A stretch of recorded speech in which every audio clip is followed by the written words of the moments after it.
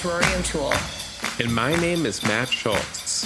And this is How to Be, the podcast where we discuss ancient wisdom, modern hacks, paperback self-help books, and pithy platitudes, in the hopes of figuring out the best way to live this one precious and wild life. Is your cigarette habit becoming a drag? Are piano lessons the bane of your week? Is your job sucking joy from your life? Maybe you should consider quitting. Join us as we discuss the upsides and the pitfalls of throwing in the towel.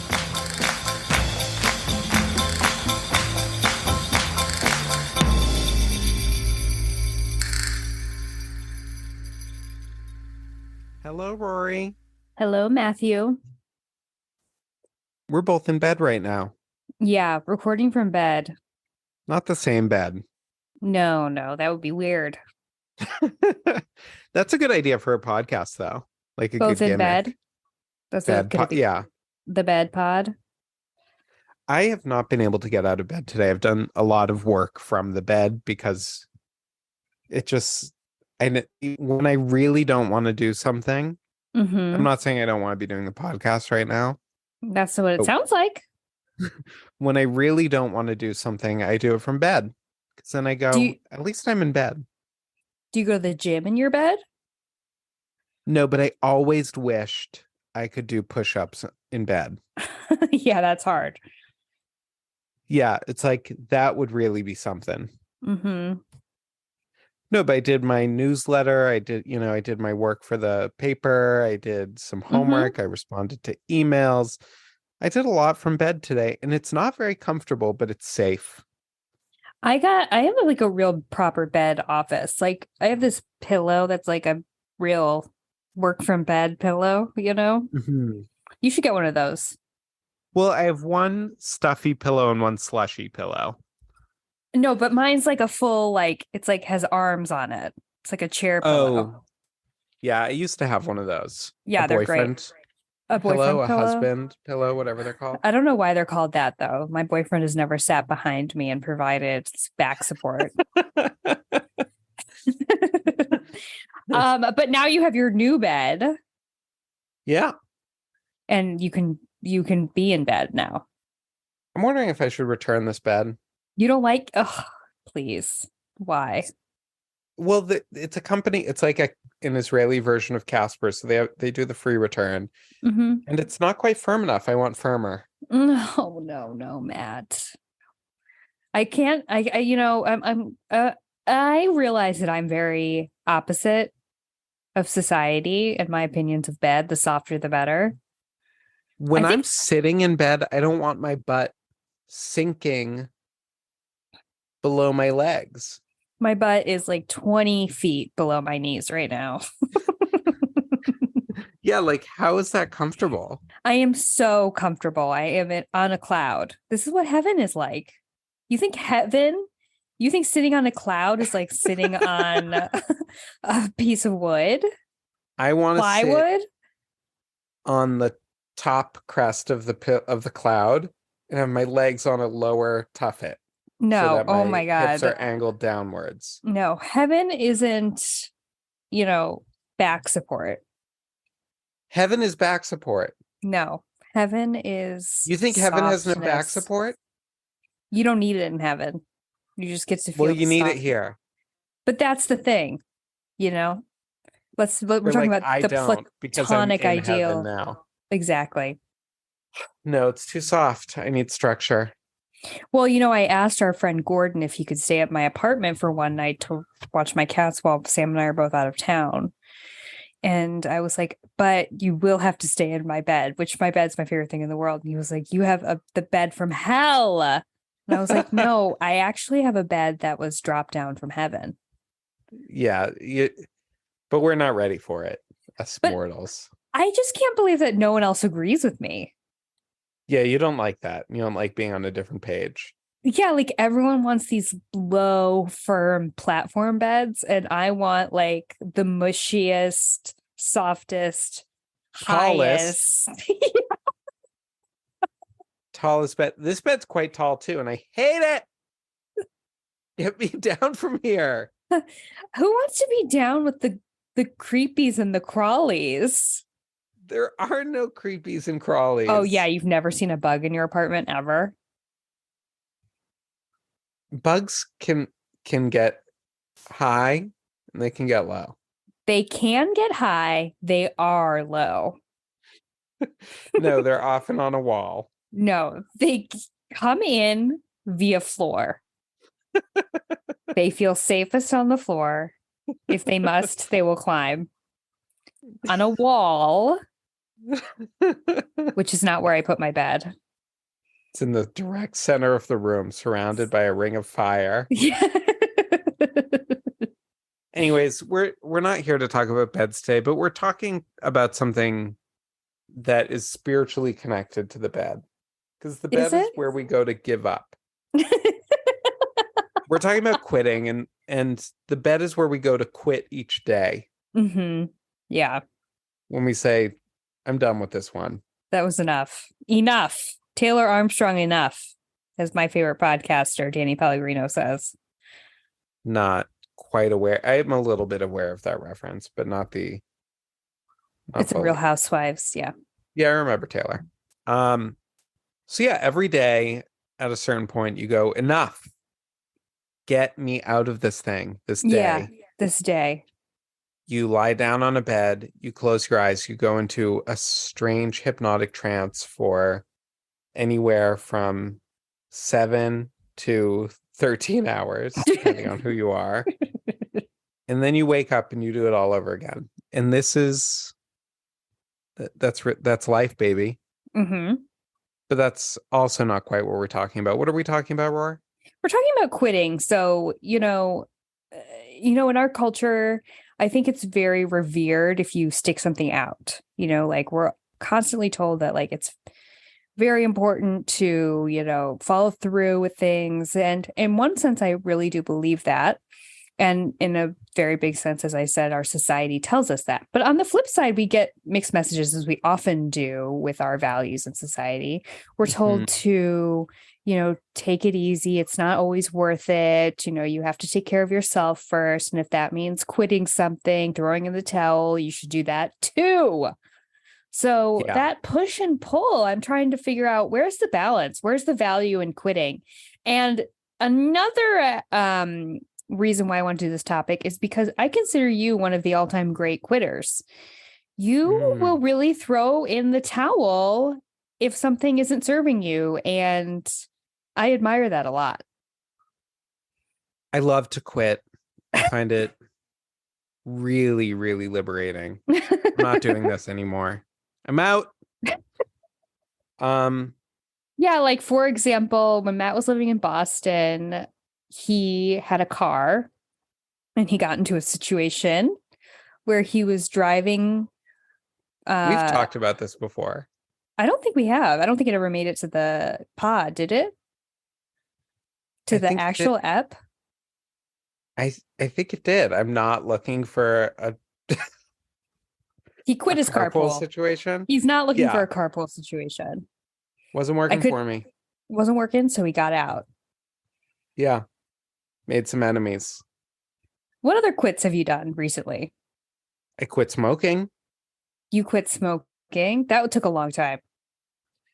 Yeah, I was thinking about how there are things in life that it's hard to do, and there are things in life that it's hard to not do. And it's interesting that sometimes quitting is about taking the path of least resistance, and sometimes quitting is a heroic act. So quitting smoking, a heroic act. Quitting clarinet, why are you giving up on your clarinet? Because it was hard to do. You didn't want to practice. I never didn't want to practice smoking. I wanted to practice smoking all the time. Mm-hmm. So I quit smoking. I quit this fellowship that I'm doing, but then they talked me into doing it after all. Oh yeah. That was a rare unsuccessful quit for you. No, that happens sometimes. Last year I quit that teaching job, and then they were like, "Can we find a way to make it work?" And I was like, "Yes." And then I regretted it all year. I was like, I was out. I was out. Yeah. And I was very cognizant of that this time. I was like, if this fellowship ends up making me miserable, I will be reflecting on this moment for the rest of the year. So far, has it made you miserable? No. And also, like, we have all these, like, all day activities in our schedule, which I've been dreading. Mm-hmm. All day. Friday, tour of East Jerusalem, all day. Tomorrow's our first one. And you know what all day really means Mm. when you get right down to it? 8:45 to 1. Yeah, okay. I can handle that. And you know what else is interesting that I've been reflecting on? I'm watching The Good Wife for the third time. Mm-hmm. You It's a don't quit show about TV shows. No, I do not. Well, sometimes I do. Hmm. Abbott Sometimes Elementary. I quit Abbott Elementary. I was Without like, even no. realizing it. Yeah, it was like I started watching it, I'm watching it, I'm getting to know the characters, I'm getting more involved. All of a sudden, I pass out, wake up, it's 6 months later, and I just haven't, it's like, what happened? I just stopped all of a sudden. Who knows? It was very Hmm. mysterious. But that show was not doing it for me. But The Good Wife is a show about a woman who won't give up on a marriage. Now, what does that Mm. mean? Does it mean she actually does give up on the marriage, but she won't quit it? She'll give up Mm. on it. She'll let go of it emotionally. She'll let go of the love. She'll let go of everything about it, but she will not quit. And you know why? I think in this rewatch, Mm. because everyone around her wants her to, including us, the audience. She's defying us. It's Oh, such a interesting. profound show. That's interesting. It's like there are people who will not quit relationships. Yeah. It's like, and everyone does want them to quit them. Mm-hmm. And they must know that on some level. Whether, I think for the most part, people keep opinions on relationships to themselves. Like your friends aren't going to be really telling you at this point in our lives, especially if you're married. Oh, I don't know about that. You know. No, they will. If you have a partner who's like really terrible and you're coming to your friends every day being like, whatever, No, but like who does that anymore? No. people do that. Oh, yeah. I guess you're right. I'm talking more about the quiet, silent miseries. No, a relationship that just looks awful from the outside, but they're not coming to you every day in crisis. Yeah, and like a relationship where you're like they must come from a place where like relationships take work. Yeah. Only work. All they are Only is work. That's all they are. It's like a true refusal to throw in the towel. I think it has a lot to do with like opportunity cost. Like you've been in the relationship for so long. It's like, what does it mean that you put in all this work? Yeah, for sure. Opportunity cost is a very relevant thing to talk about with quitting. I hadn't even thought about that. It's a big element Yeah. of what it means to quit. And also with jobs, like, I mean, those are the two areas I think in adult life that you come up against a lot when it comes to quitting. It's like relationships and jobs. And with jobs too, opportunity costs. And I think for me, when it comes to jobs and quitting and myself, people in my life, it's like the devil, almost. Like, Yeah, whereas I love to tell people to, like, when my friends come to me with a crisis and they like, not a crisis, but like a I was just decision going to to say, make. let's downgrade the word crisis to a minor issue in the office. Matt, the number This, of times Matt has told me to quit my job, infinite. yeah, because I'm like I think of my friends as TV shows that I watch. So So yeah, so if you're a friend of Matt, take his advice to quit with a giant grain of salt, the biggest grain you ever did see. if a friend comes to me and they're like, I'm thinking of moving to, Arizona, it's like, I'm like, do it because I want to watch that, you know? Yeah, no one moved to Arizona. Absolutely not. Why not? Arizona, Yeah. The death of culture. You want to live in Scottsdale in a beige house with a Tuscan Yes. kitchen? Yep. No. Maybe I do. Matt wants to hear you talk about it, but you don't want to have to spend 24 hours, 7 days a week there. But yeah, like when it comes to work, it's like you might have a really bad job, but if you've been there for a long time, you're like, well, I know this place. I know like the weird little liberties I can take. And then if you've started, it's like hard to give up those weird little liberties to start over at a new job where you have to wait 6 months to find those. Oh, that's such a great way of putting it. You don't know where you can like slack off yet. Yeah. No, having a new job, not knowing where things are, not knowing what's expected of you, it's awful. Yeah, it's really awful. It's one of the most annoying things about life. I've had the same job for like 5 years.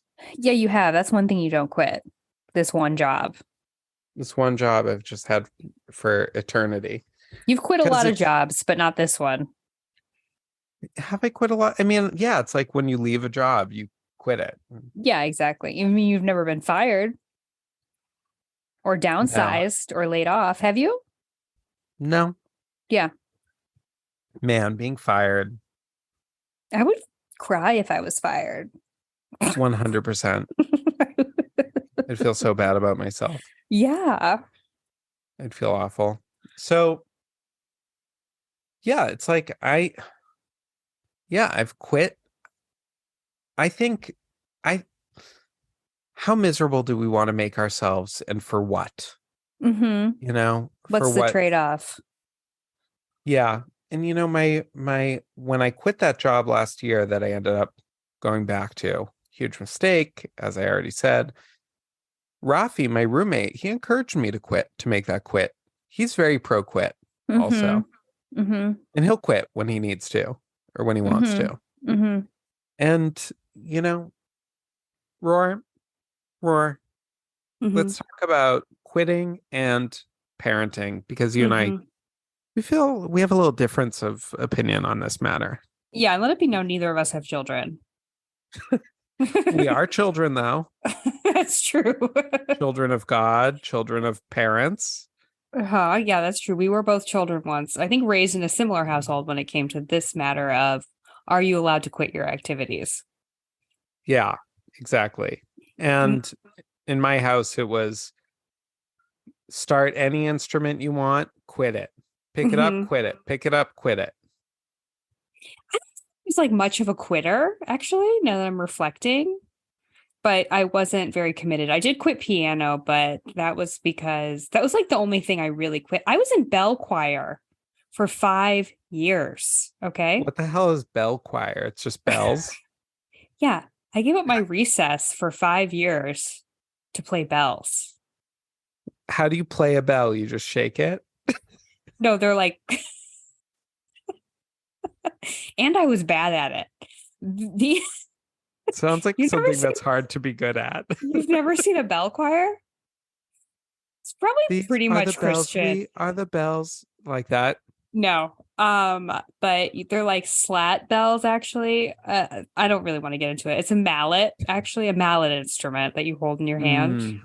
Mm-hmm. And I was quite bad at it, but I stuck with it. Just did it every year. Just sign me up again. Roll me over to the next year, Sister Claire. I'll be there. Mondays at recess. Actually still doing it.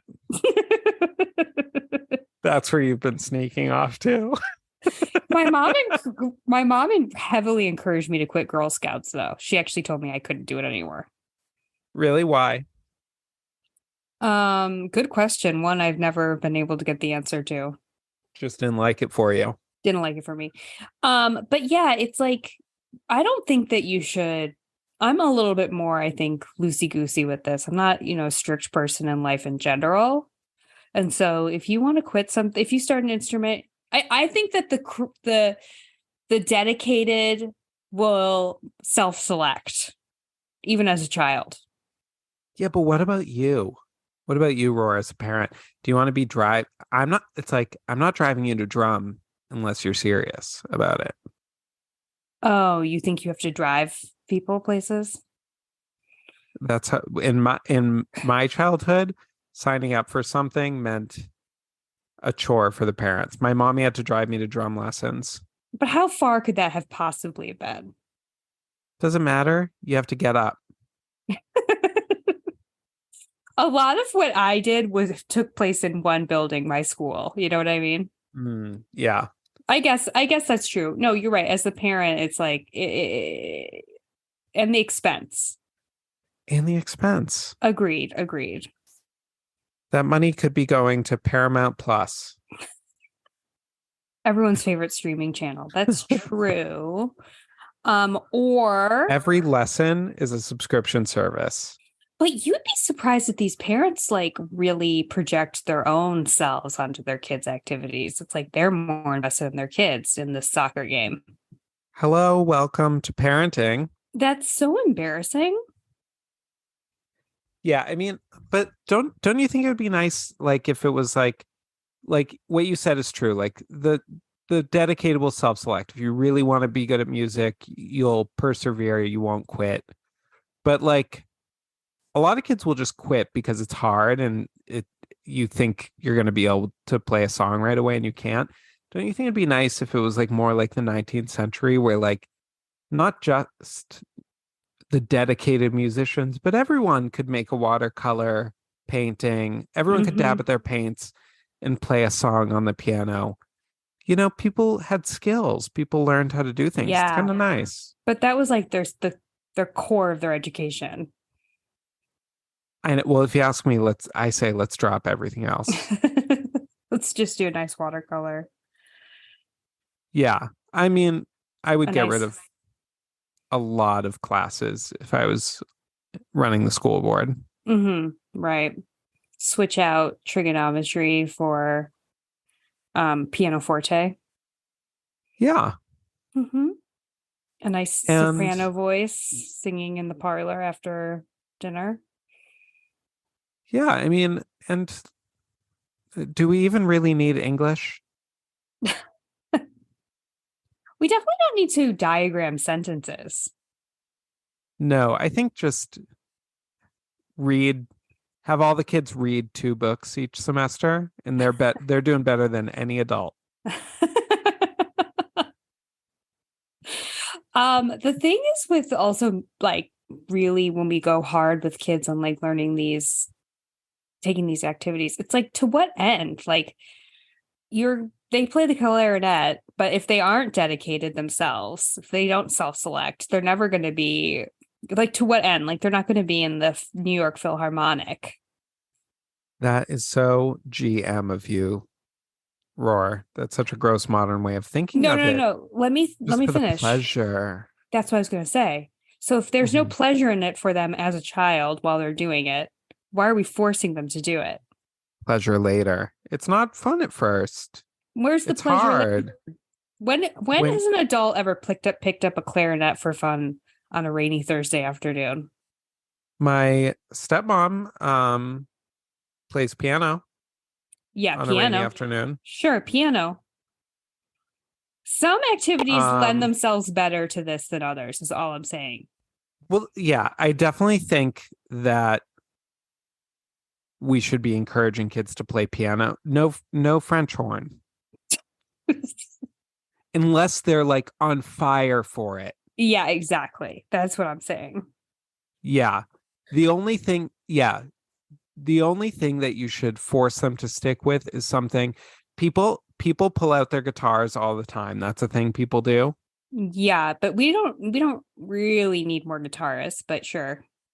Guitar and piano, keep them going till they learn how to do it. French horn, it should be like converting to Judaism. Make them ask 3 times before you let them pick it up. Say no. And then they'll come again, no. And then if they really persist, you can be like, okay, you can play French horn. What about sports, though? What about forcing your kids to be on like a soccer team or swim team or, God forbid, gymnastics? Oh my God, can I tell you a story? I was on a basketball team once. I thought it was going to be a good idea. It was a terrible idea. I desperately wanted to quit. I think they didn't let me. Well, They chose to stick it out here. And I was so terrible at it. I would show up wearing these big denim shorts and I didn't like know that no. Are I you didn't kidding? know what you were supposed to play shorts in. Play basketball in, you mean? You said play shorts in. Play sports, yeah. And Wait, you had an older brother who is straight and played sports. He didn't say, "Hey, dude, it's not a jorts kind of thing." no, he said, "Hey, dude," and pointed and laughed at me and mocked me when he Oh saw. my God, your parents really should have intervened. They should have known too. Well, can I tell you a lesson I learned from this experience? Hmm. I think about this all the time. Okay. So Mm-hmm. there were 2 time slots that you could play in. There was like Mm-hmm. an 8 a.m. and a 10 a.m. Mm-hmm. And I chose the 10 a.m. because I dreaded it. So, Mm-hmm. and then as my dad would drive me, I would say, I wish I picked the 8 a.m. Because it'd be because over. then it would be over. And he told me, no, you would still be right here, right now. Time doesn't work that way. Mm. Isn't that interesting? Very Dolores Cannon of him, to harken back to our last episode or our psychics episode. But don't isn't it kind of true? No, yeah, you're always going to be miserable on your way to basketball practice, whether it's he's driving you at 7:50 or 9:50. Yeah. Now, I played basketball and volleyball from like 5th grade to 8th grade. Obviously spent a lot of time on the bench, and my best friend from childhood, her mom coached the volleyball team. And one of her favorite stories about me is like one time in 8th grade when I wasn't playing, which was often, I was just sitting on the sidelines, pretzel style, reading a Cosmopolitan magazine in the middle of the game. Well, that reminds me, when I was on a soccer team when I was really little, I was coached off the team. The coach encouraged and we were like 6 years old. The team was called the Bumblebees. The coach was like, yeah, I was slowing him down. I was keeping him from victory. Wow. I did not know that you were deeply like this on athletic. I know. Isn't that remarkable? Really didn't get it even. Didn't even get blend it. in. No, could not fake it. Big jorts. Oh, the horror. Is it a wonder where we ended up going to college and how we met? Jesus.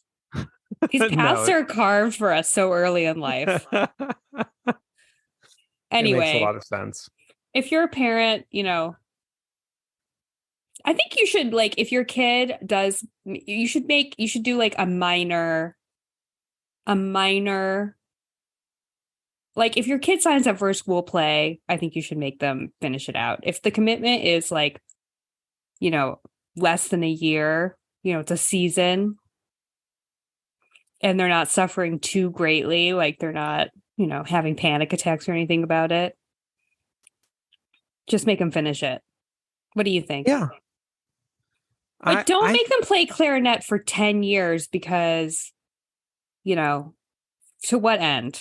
If they're completely miserable, their lives are to be enjoyed then too, not just in the future when they can play clarinet on a Wednesday afternoon if they feel like it.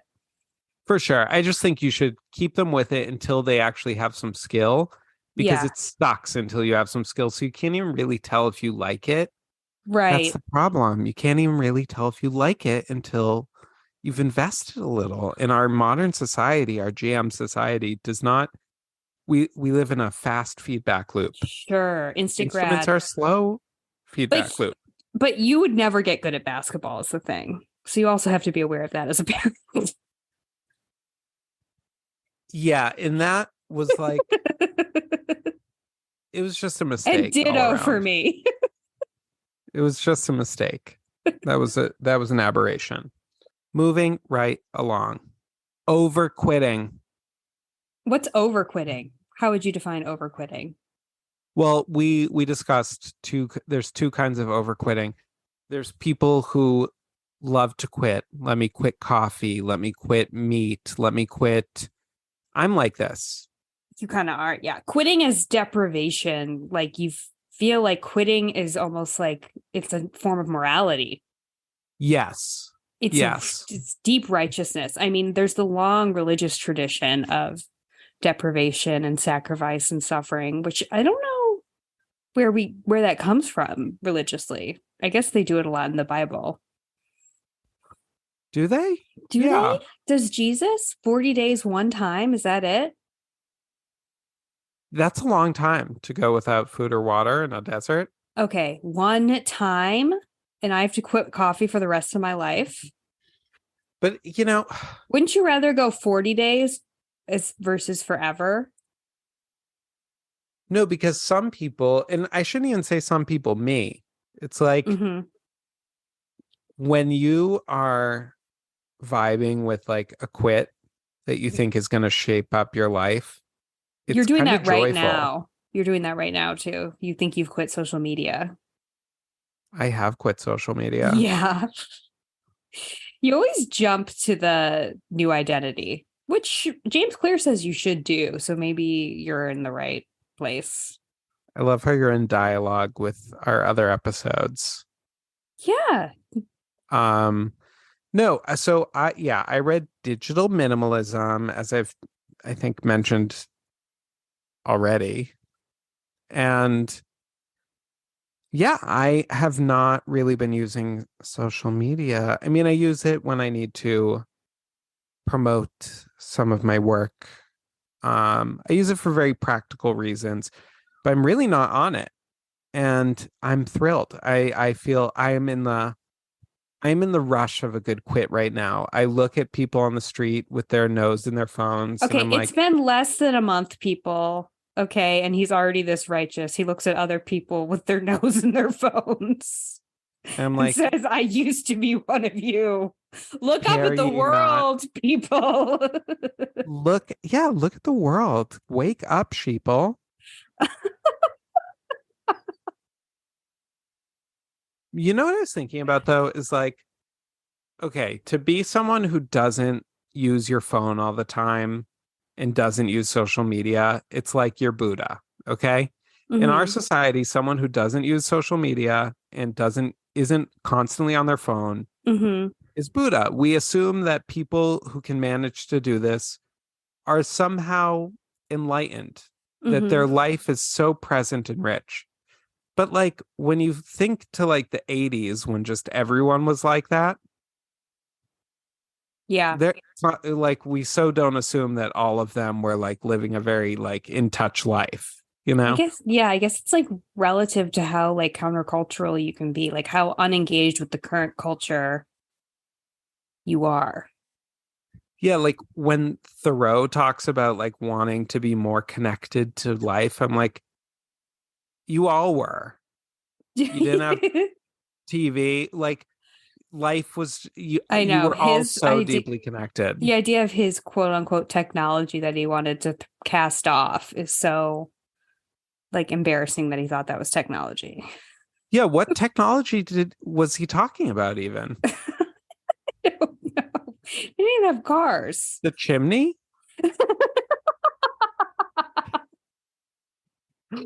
Brickwork?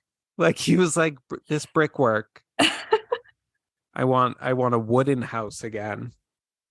Like a paved road? No, they didn't pave roads. Brick roads?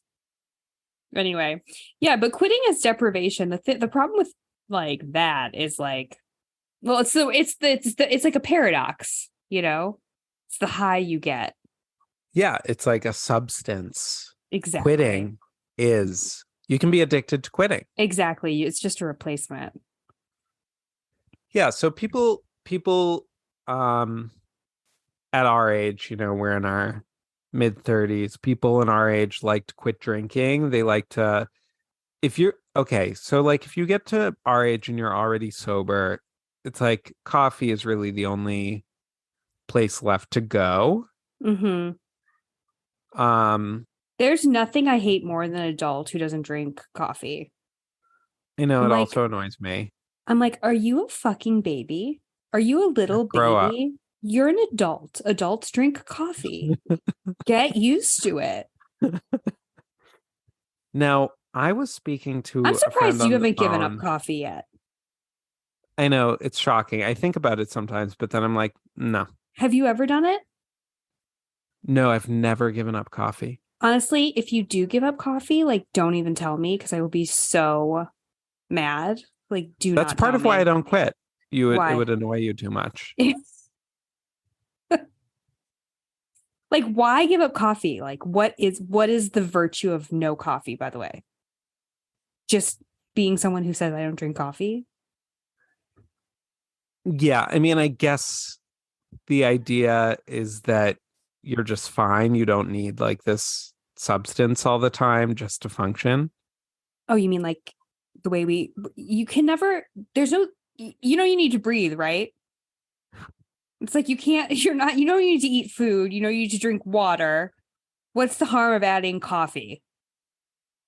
Yeah, I mean, there is none. But how about this? I just spoke to someone in her 50s, just started drinking coffee. I mean, at I least bet you don't she's, like that either. no, I'm happy she came around. I consider that a victory. She sounded giddy on the phone. Who, where has she been? Is this I don't Nell know. from the No. movie Nell? Yeah, I mean, yeah, I don't know if she had other periods in her life of drinking coffee and was off for a while. I'll have to investigate that more.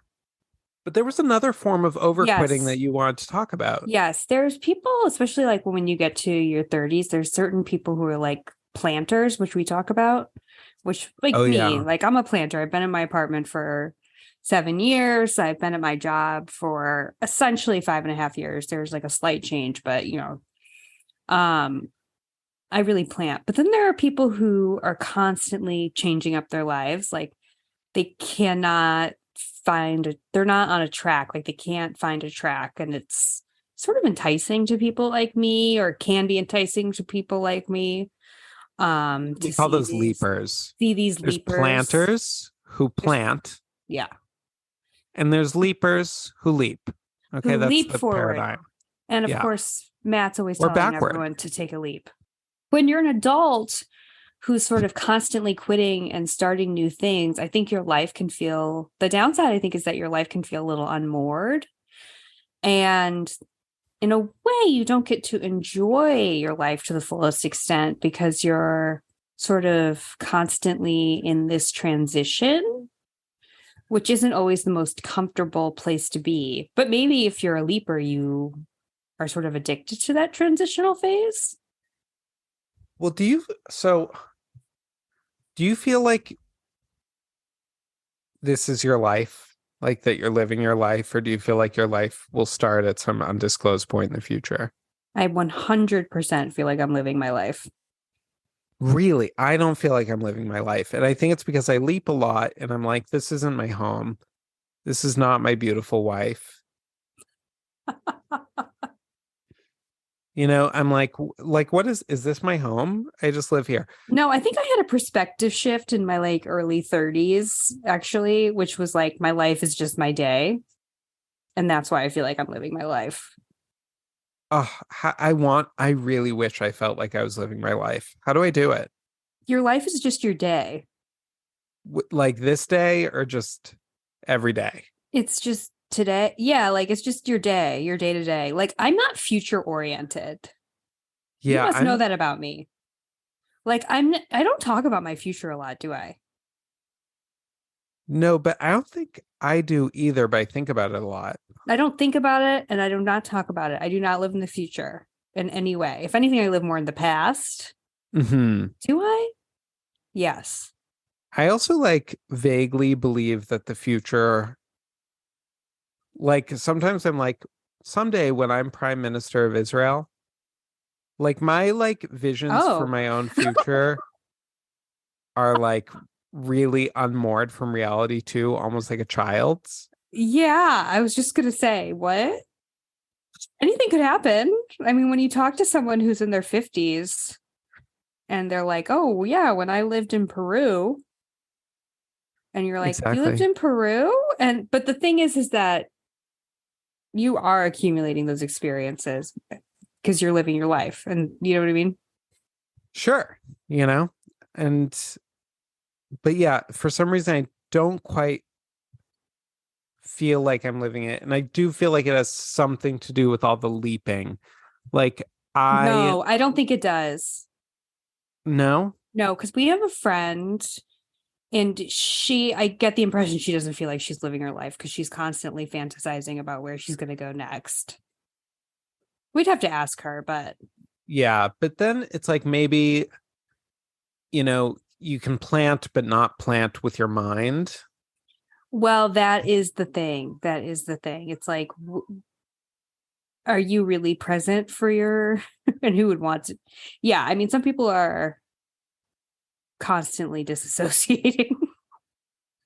Yeah, I feel fairly present to this life. It just like doesn't, it also feels like a little insubstantial. It's like, you know, I live in these temporary homes. Mm-hmm.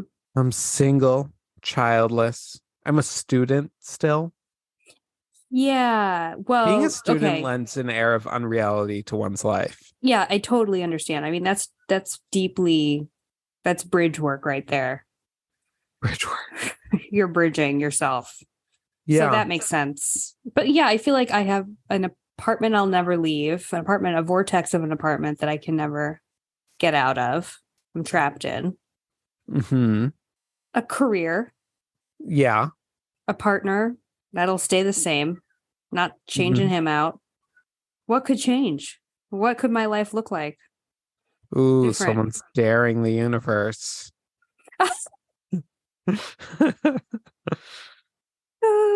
No. Someone's asking, you know, asking for a shakeup. Maybe. Well, I'm not quitting my life. Yeah, I feel very, Hmm. I'm a good Yeah. planter. I'm a happy plant. Because You that's the could, thing is you can be a miserable plant, and that's like the worst thing to be. Is like you just are in such a rut you can't. You're trying to get out, but it's like you're a golf ball in that sand dune. yeah. I don't feel like a golf ball in a sand dune. No, you're fine. I think I'm a little better than fine. You're doing just fine. I would say good. You're doing good. They like high pitch like that though. Like let's take the pitch down. Listen, how how good do we need to do in this world? I don't like this. I don't like this. All right. So let's talk about quiet quitting. Mm-hmm. Well, let's And let I'm her. There might be some people who aren't as connected to the internet, like you, who are obviously you. I don't even think you have an email. Maybe you don't know what quiet quitting is. So, can you explain what quiet quitting is? Quiet quitting is a new Gen Z phenomenon that probably doesn't exist. It's probably just articles. Yeah. And it refers to just doing the bare minimum at work to skate by. It's like you're not actually going to go through the effort of actually quitting your job. You're just going to completely check out. And if they fire you, so what? You don't really care. Right. You're like vaguely trying not to get fired, but trying is probably even too strong a word. Okay. So, I have a little different understanding of quiet quitting. Oh, do tell. I thought quiet quitting was just, yes, I wouldn't say doing the bare minimum, but just doing the minimum, like not working late, like not coming in early, turning things in on time, but not like going above and beyond. Quiet quitting is both of these. Depends Okay. who you ask. It's a scale. It's a scale. Yeah. And, you know, I think of quiet quitting also as like the ability to quit in one's mind. Like sometimes during class, I'm just like, I'm out of here. And I astral project. My soul leaves my body and it gets on the elevator, it goes down out of the building, and it's just walking around. You stay in the building. That's where you choose to go in your mind. Just a different part of the school. No, I go downstairs, I walk out the front door, I go to the mall across the street. You do? You don't go to Hawaii? Sometimes I go to a mall in Hawaii. You're you're like, I'm gonna go to the PacSun. I'm gonna get some more jean shorts, play some basketball. Yeah, like, I mean, I remember once I went to like a meditation class and I wasn't feeling it. And I was like, I have hours of television logged on my brain. And I just put on an episode of Seinfeld. Which episode do you remember? I don't remember, but I just watched it and it Yeah, was pleasant. there you go. Yeah. So, that's the last thing they can take from you. That's exactly The it. bastards. Is like you, as long, and you know what? The older, when you're in school, they do try and take it from you. They'll be like, Rory, what did I just say? And you're like, fuck. But no adults dare do that to you in a meeting at work. It's the nice thing. Oh my God. Yeah. Think about that. Rory, like, get out of my brain. Yeah, like F you. You're penetrating I'm paying you. my brain. Okay. Yeah. I'm paying, my parents are, at least. My parents' tax money as I went to public school. Some of us here went to public school. Now, as an adult, you're paying me. So actually, you should have the right to say, Rory, snap, snap. That's why I think the cruelest form of torture is when they play speed metal music, is like music sound torture, so that you can't think. Wouldn't you eventually be able to tune that out, though? No, I don't know. Do you think like those bands have ever found out that that's what their music is being used for? Yes. Interesting. Mm-hmm. Can you imagine?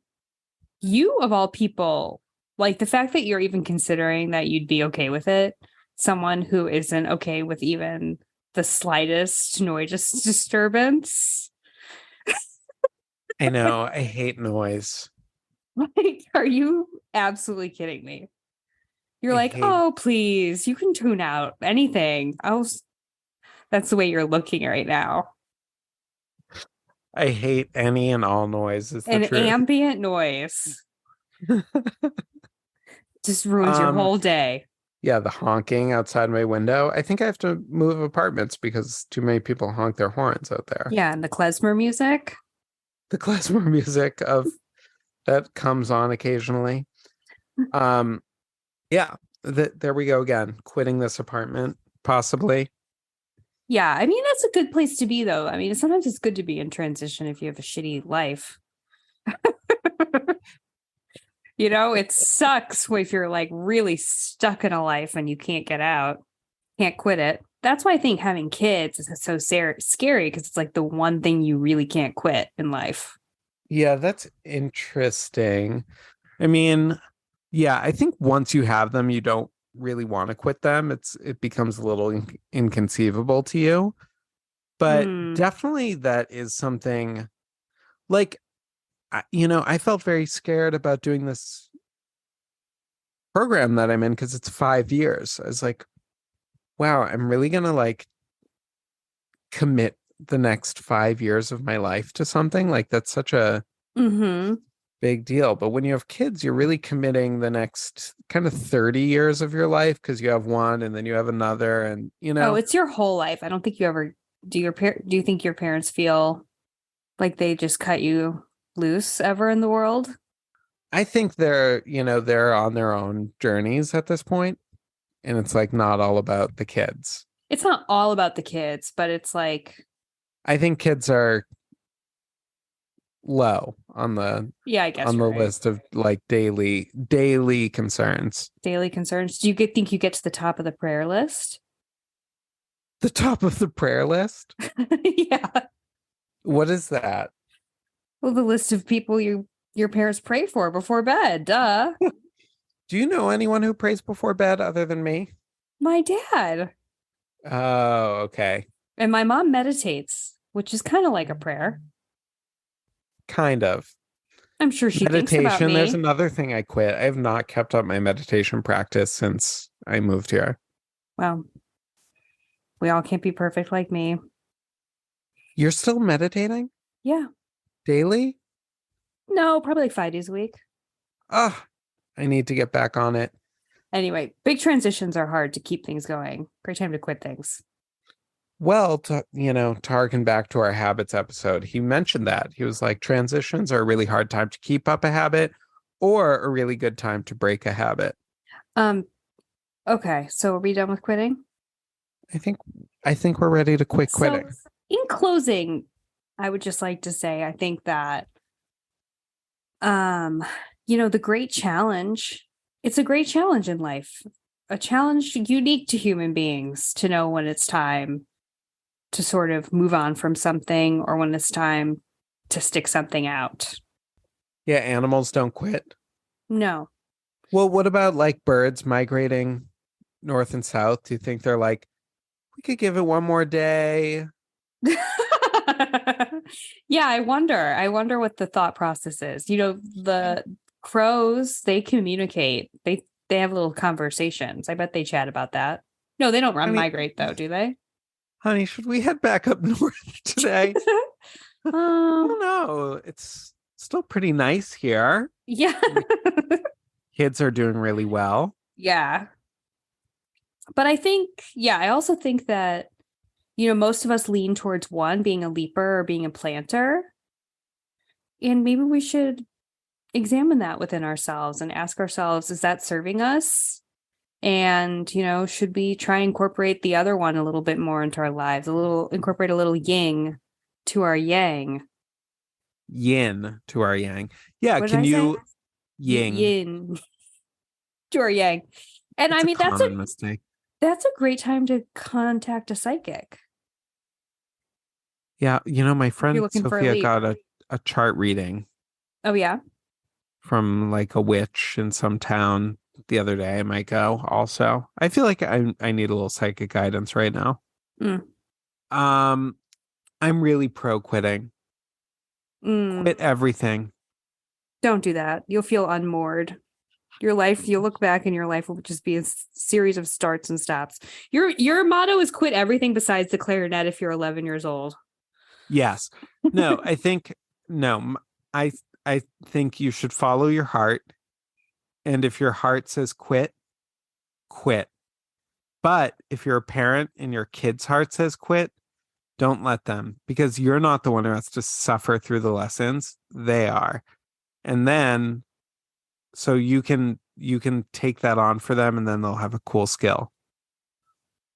Okay. It was a little complicated. I think the listeners understood just fine. Okay. All right. Bye, Matt. Bye, Ruby.